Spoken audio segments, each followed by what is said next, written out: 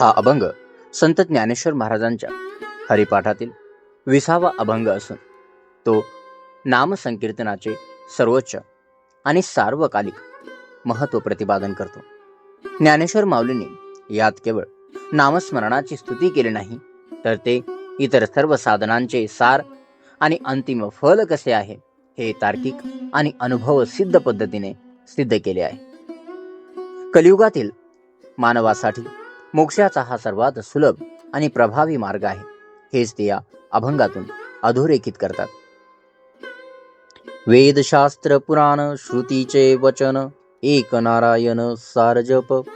वेद, शास्त्रे, पुराण आणि श्रुती म्हणजेच उपनिषदे, वेदवाक्य या सर्व गहन आणि विशाल ग्रंथांचे अंतिम आणि एकमेव सार, त्यांचा निष्कर्ष म्हणजे केवळ नारायण या भगवंताच्या नामाचा जप करणे होय.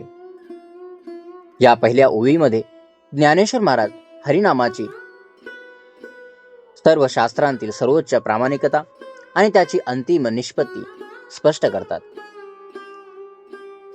वेदशास्त्र पुराण श्रुतीचे वचन.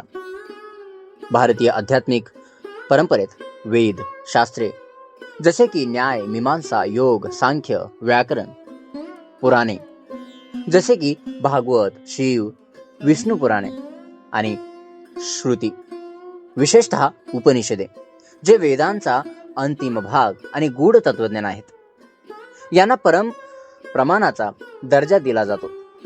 हे ग्रंथ ज्ञान, कर्म, उपासना, धर्म, मोक्ष, सृष्टीची उत्पत्ती, स्थिती, लय आणि परब्रह्माचे स्वरूप या संबंधीचे अत्यंत क्लिष्ट सिद्धांत, विधी आणि गहन तत्वज्ञान मांडतात.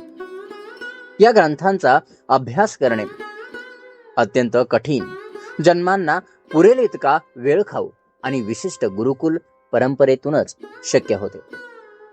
सामान्य जनांसाठी तर ते अगम्यच होय. प्राचीन भारतीय तत्वज्ञानात श्रुती म्हणजे वेदांचे ज्ञान जे आहे हे सर्वोच्च प्रमाण मानले जाते, तर स्मृती म्हणजे धर्मशास्त्रे, पुराणे, इतिहास हे दुय्यम. ज्ञानेश्वर महाराज या सर्व ज्ञान शाखांचा उल्लेख करून सांगतात की त्यांचे अंतिम ध्येय एकच आहे, एक नारायण सार जप. ज्ञानेश्वर महाराज अत्यंत आत्मविश्वासाने आणि स्वानुभवातून सांगतात की या सर्व विशाल आणि क्लिष्ट ज्ञान भांडाराचे अंतिम सार, त्यांचे संपूर्ण निचोड आणि त्यांचा निष्कर्ष काय आहे, तर ते आहे केवळ नारायण या भगवंताच्या नामाचा जप करणे.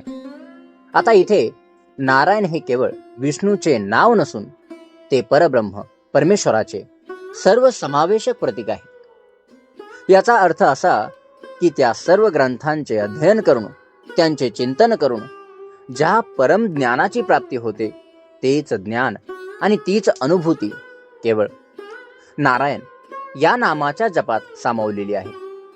नामस्मरणाने तोच अंतिम सत्य आणि भगवत प्राप्तीचा मार्ग अत्यंत सुलभ होतो. ही ओवी कलियुगातील नाम महिमा अधोरेखित करते, जिथे इतर साधना कठीण असताना नामस्मरण हेच सर्वश्रेष्ठ साधन ठरते. जसे एखाद्या भव्य प्राचीन मंदिरापर्यंत पोहोचण्यासाठी अनेक वाटा आणि पायऱ्या असतात. काही वाटा खूप खडतर आणि लांब असतात, परंतु एक गुप्त आणि सोपी वाट अशी असते जी थेट गाभाऱ्यापर्यंत पोहोचवते. हरिनामाचा जप ही ती गुप्त आणि सोपी वाट आहे, जी सर्व वेदशास्त्रांचे सार असून थेट ईश्वराशी जोडते. दुसरे उदाहरण द्यायचे झाले तर जसे विविध प्रकारच्या वृक्षांमध्ये एकच जीवनरस असतो, त्याचप्रमाणे अनेक वेद शास्त्रांमध्ये नारायण नामाचे सार सामावलेले आहे. जप तप कर्म हरी विन धर्म, वाहू उगाची श्रम व्यर्थ जाय. हरिनामाशिवाय म्हणजेच भगवंताच्या भक्ती आणि अनुसंधानाशिवाय केलेली कोणतीही तप, जप किंवा विहित कर्मकांडे, कोणताही धर्म म्हणजे आचरण हे केवळ वायफळ शारीरिक व मानसिक श्रम आहे आणि ते सर्व पूर्णपणे व्यर्थ जातात. या ओवीतून ज्ञानेश्वर महाराज हरिनामाशिवाय इतर साधनांची अपूर्णता आणि त्यांची निष्फळता स्पष्ट करतात. जी वारकरी संप्रदायाच्या मूळ शिकवणीचा भाग आहे. जप तप कर्म हरी विन धर्म. या ठिकाणी जप म्हणजे विशिष्ट मंत्रांचा किंवा नावांचा पुनरावृत्तीने केलेला उच्चार. तप कठोर शारीरिक मानसिक साधना, इंद्रिय निग्रह, उपवास, ध्यान, शीत उष्ण सहन करणे इत्यादी. कर्म विविध वैदिक विधी, यज्ञ, होम, हवन, पूजा अर्चा, दान धर्म, तीर्थयात्रा, समाजसेवा इत्यादी विहित कर्मे. धर्म आपले वर्णानुसार किंवा आश्रमानुसार विहित केलेली कर्तव्य, नैतिक नियम आणि आचरणाचे नियम. ज्ञानेश्वर महाराज म्हणतात की तुम्ही हे सर्व कष्ट कितीही प्रामाणिकपणे केले, पण जर ते हरिविन म्हणजे हरीच्या परमेश्वराच्या नामाशिवाय, हरीच्या भक्तीशिवाय, हरीच्या अनुसंधानाशिवाय किंवा हरीच्या प्रेमाशिवाय केले तर ते निष्फळ ठरतात. हरिविन या शब्दाचा अर्थ केवळ हरीचे नाव घेतले नाही असा नाही, तर हरीचे तत्व, त्याचे अनुसंधान, त्याच्यावरील प्रेम, त्याच्याशी एकरूपता यांचा अभाव असा आहे. भक्ती विना केलेली कर्म केवळ क्रियाकांड ठरते असे ज्ञानेश्वर महाराज सांगतात. वाऊगाची श्रम व्यर्थ जाय. वाऊगाची म्हणजे वायफळ, निरर्थक, उगाचच. श्रम म्हणजे कष्ट, प्रयत्न, आणि व्यर्थ जाय म्हणजे वाया जातो. त्यांचे काहीही सार्थक फळ, ज्याला आपण मोक्ष किंवा आत्मिक उन्नती, ती मिळत नाही. म्हणजे जर तुम्ही हे सर्व कष्ट हरिनामाच्या किंवा हरीच्या भक्तीच्या अधिष्ठानाशिवाय केले तर ते केवळ शारीरिक आणि मानसिक कष्टच ठरतात. त्यातून आत्मिक शांती, ज्ञान किंवा मोक्ष प्राप्ती होत नाही. भक्ती आणि नामस्मरण नसेल तर हे सर्व केवळ दिखावा, शुष्क कर्मकांड किंवा अहंकार वाढवणारे ठरतात. ही शिकवण भगवद्गीतेतील कर्मण्यवाधिकारस्ते मा फलेषु कदाचन, कर्मण्यवाधिकारस्ते मा फलेषु कदाचन या विचाराच्या पलीकडे जाऊन कर्माला भक्तीची जोड देण्याचे महत्त्व सांगते. कर्मफळाची आसक्ती सोडणे महत्त्वाचे असले तरी ते कर्म ईश्वराला समर्पित करणे हे अंतिम ध्येय आहे. जसे एखाद्याला एका विशिष्ट ठिकाणावर पोहोचायचे आहे आणि तो खूप वेगाने धावतो, खूप घाम गाळतो, पण त्याला योग्य मार्गच माहीत नसतो किंवा तो चुकीच्या दिशेने धावत असतो. त्याचा सर्व श्रम व्यर्थ जातो. त्याचप्रमाणे हरीच्या नामाशिवाय केलेले जप तप कर्म हे ध्येय शून्य श्रमासारखे आहेत. किंवा जसे तुम्ही एका झाडाला खूप पाणी घालता पण ते झाड मुळापासूनच सुकून गेलेले असेल तर ते पाणी वाया जाते. तुम्ही घातलेल्या पाण्याचा उपयोग होत नाही. हरिनामाचे सत्व नसेल तर बाकीच्या साधनांचा काही उपयोग नाही. हरिपाठी गेले ते निवांत चिठेले, भ्रमर गुंतले सुमन कळिके. जे साधक हरिनामाच्या मार्गात म्हणजेच हरिपाठात पूर्णपणे रमले ते अखेर आंतरिक शांत झाले. त्यांना परम शांती आणि समाधान लाभले. जसे भुंगा फुलाच्या कळीतील मकरंदात पूर्णपणे गुंगून जातो आणि तिथेच स्थिर होतो. या ओवीमध्ये संत ज्ञानेश्वर महाराज हरिनामाच्या मार्गाचे अंतिम फल, परम शांती आणि भगवंतामध्ये लीन होण्याची अवस्था अत्यंत काव्यात्मकरित्या स्पष्ट करतात. हरिपाठी गेले ते निवांत चिठेले. हरिपाठी गेले म्हणजे ज्यांनी हरिनामाच्या मार्गाचा स्वीकार केला, हरिनामाचा ध्यास घेतला, हरिनामाचे अखंड अनुसंधान केले. हरिपाठ हे केवळ ज्ञानेश्वर महाराजांनी रचलेला ग्रंथ नसून हरिनामाचा मार्ग किंवा हरी नामस्मरणाची उपासना पद्धती आहे. निवांत चिठेले म्हणजे त्यांना आंतरिक आणि अंतिम शांती मिळाली. त्यांची मनाची धावपळ थांबली. ते वासना आणि विकारांपासून मुक्त झाले. त्यांना आत्मिक समाधान लाभले. ही मोक्षाची किंवा जीवनमुक्तीची अवस्था आहे, जिथे कोणताही भ्रम, द्वंद्व, चिंता किंवा भय शिल्लक राहत नाही. त्यांचे चित्त भगवंतामध्ये स्थिर होते. ही अवस्था योगशास्त्रातील चित्तवृत्ती निरोध आणि समाधी अवस्थेशी साधर्म्य साधते. जिथे मन पूर्णपणे शांत होते आणि आत्मा आपल्या मूळ स्वरूपात स्थिर होतो. भ्रमर गुंतले सुमन कळिके हे एक अत्यंत सुंदर आणि समर्पक उपमा आहे, जी साधकाच्या भगवंतामध्ये एकरूप होण्याची स्थिती दर्शवते.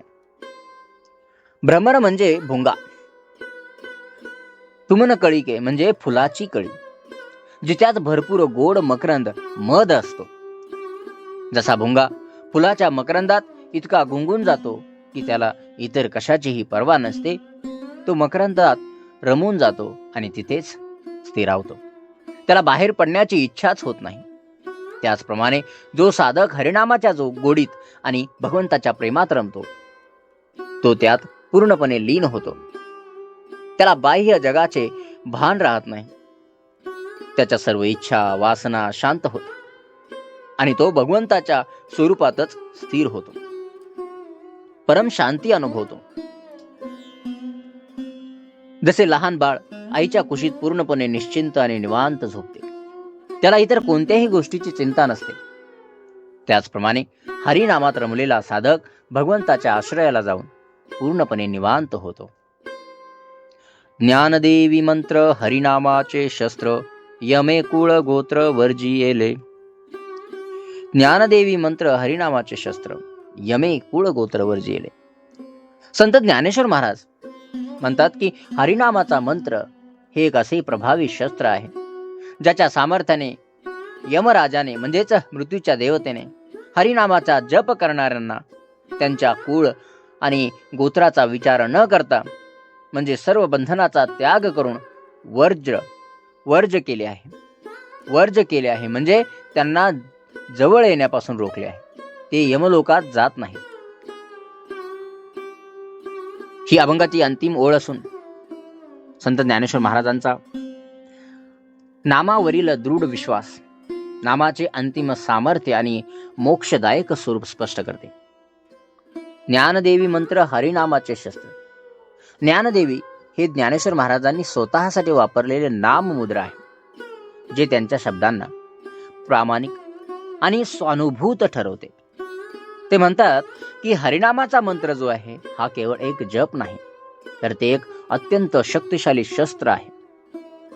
शस्त्र हे शत्रूवर विजय मिळवण्यासाठी वापरले जाते. इथे शत्रू कोण? तर मृत्यू, यम. जन्म मृत्यूचे बंधन, पाप, अज्ञान, दुःख आणि कर्माचे बंधन, एवढे सारे आपले शत्रू आहेत. पुन्हा एकदा सांगतो. मृत्यू, जन्म मृत्यूचे बंधन, पाप, अज्ञान, दुःख आणि कर्माचे बंधन. आता हरिनामामध्ये इतकी प्रचंड शक्ती आहे की ते या सर्व शत्रूंना समूळ नष्ट करते. हे शस्त्र कोणत्याही इतर साधनांपेक्षा अधिक तीक्ष्ण आणि प्रभावी आहे. यमे कुळगोत्र वर्जियेले. आता यम म्हणजे यमराज, मृत्यूची देवता, जो जीवांना त्यांच्या कर्मानुसार दंड देतो आणि त्यांना जन्म मृत्यूच्या फेऱ्यात अडकवतो. कुळगोत्र म्हणजे वंश, जात, परिवार, सामाजिक पार्श्वभूमी इत्यादी. प्राचीन काळात कुळ आणि गोत्राला सामाजिक आणि धार्मिक व्यवस्थेत खूप महत्त्व दिले जात असे. पण ज्ञानेश्वर महाराज म्हणतात की हरिनामाचे सामर्थ्य इतके मोठे आहे की जो हरिनामाचा अखंड जप करतो त्याला यमराजही वर्जियेले म्हणजे वर्जी करतो, दूर ठेवतो. त्याला स्पर्श सुद्धा करत नाही, त्याचे दमन करत नाही.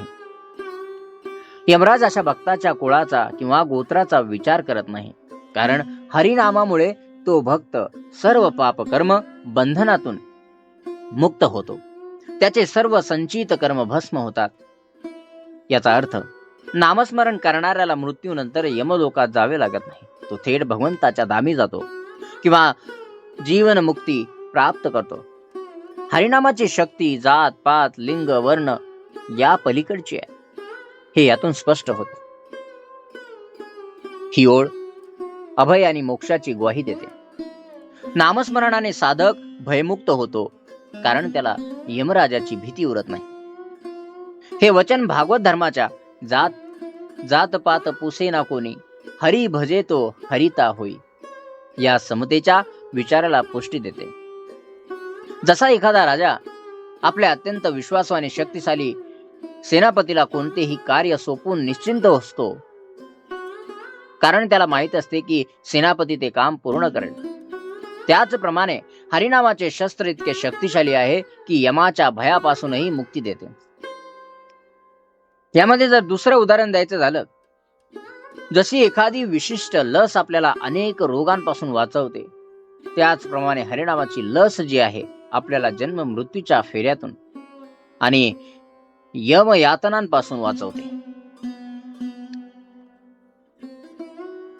या अभंगातून संत ज्ञानेश्वर महाराज हरिनामाचे सर्वोच्च आणि सर्वसमावेशक महत्व अत्यंत प्रभावीपणे स्पष्ट करतात. जे वारकरी संप्रदायाचे आणि नामदेवांच्या नामभक्तीचे सार आहे. सर्वोच्च ज्ञान आणि त्याचे सार वेद, शास्त्रे, पुराणे यासारख्या विशाल आणि क्लिष्ट ग्रंथांचे अध्ययन करून जे परमज्ञान प्राप्त होते, तेच ज्ञान आणि तीच अनुभूती केवळ नारायण नामाच्या जपात सामावलेली आहे. हा जप सर्वात सोपा आणि प्रभावी मार्ग आहे, जे सर्व ज्ञानाचे फळ देतो. दुसऱ्या ओळीमध्ये ज्ञानेश्वर महाराज सांगतात की निरर्थक कर्मकांडांचा त्याग करा. हरिनामाच्या भक्तीशिवाय किंवा भगवंताच्या अनुसंधानाशिवाय केलेले कोणतेही जप, तप, कर्मकांडे, धर्मपालन हे केवळ वायफळ श्रम आहेत, कारण त्यातून आत्मिक उन्नती आणि शाश्वत फळ मिळत नाही. भक्तीविना ते केवळ शुष्क कर्मकांडे ठरतात. त्यामुळे त्यामध्ये भाव असला पाहिजे, त्यामध्ये निष्ठा असली पाहिजे आणि हरिनामामध्ये आपलं मन असलं पाहिजे. जे साधक हरिनामाच्या मार्गात पूर्णपणे रमतात, त्यांना अखेर परम आंतरिक शांती आणि समाधान लाभते. ते भगवंताच्या प्रेमात इतके लीन होतात, जसा भुंगा फुलाच्या मकरंदात पूर्णपणे गुंगून जातो. त्यांची चित्तवृत्ती भगवंतामध्ये स्थिर होते. आणि शेवटच्या ओळीमध्ये ज्ञानेश्वर महाराज म्हणतात की हरिनामाचा मंत्र हे एक शक्तिशाली शस्त्र आहे, जे मृत्यूची देवता यमराजालाही हरवते. हरिनामाचा जप करणाऱ्या भक्ताला यमराज स्पर्श करत नाही, कारण तो नाम सामर्थ्याने सर्व पाप कर्म आणि जन्म मृत्यूच्या बंधनातून मुक्त होतो. हरिनामाची शक्ती जात, पात, लिंग, वर्ण या पलीकडची आहे. ती सर्वांना मोक्ष प्रदान करते. थोडक्यात हा अभंग आपल्याला हे शिकवतो की कलियुगात भगवत प्राप्तीसाठी आणि मोक्षासाठी हरिनामाचे अखंड आणि प्रेमपूर्वक स्मरण हेच सर्वात श्रेष्ठ, सुलभ आणि निश्चित साधन आहे. हे नामस्मरणच सर्व पापांचा नाश करते, मन शांत करते आणि साधकाला थेट भगवंताच्या चरणी पोहोचवते. त्याला यमयातनेतून मुक्ती देऊन अंतिम शांती प्रदान करते.